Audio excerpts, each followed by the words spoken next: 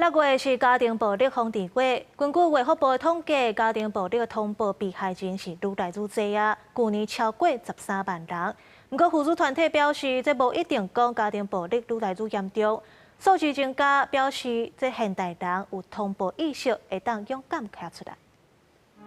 囡仔长期看到家庭暴力，虽然身躯无伤，不过惨伫心内的痛是会影响一世人的。特当的6月份是家庭暴力防治月，自从家暴防治法伫1988年实施以来，通报案件唔但无减少，颠倒一档比一档搁较侪。 我觉得很大部分原因是说，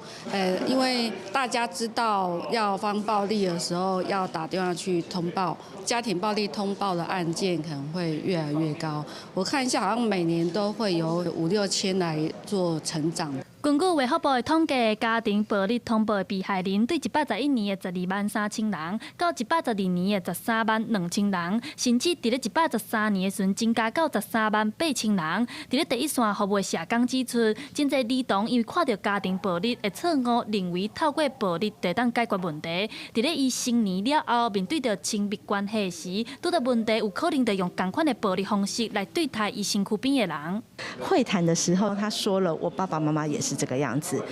我先生、我太太的爸爸妈妈也是这样子，所以我们才会知道 ，OK， 他原来是从原生家庭学习来的。社工分享讲，伊捌拄过一个案例，囡仔伫学校上课的时阵拢咧困，老师抓准讲伊上课无认真，经过了解才发现讲，伊暗时的时阵拢听爸母咧冤家，根本就无困。妇女团体呼吁，若是发现厝边有即款状况，千万唔通感觉家己家暴，会当先观察，也爱赶紧通报，无的确你一个动作，就当帮助囡仔行出黑暗的日子。记者戴亚轩、林秀凯台北报道。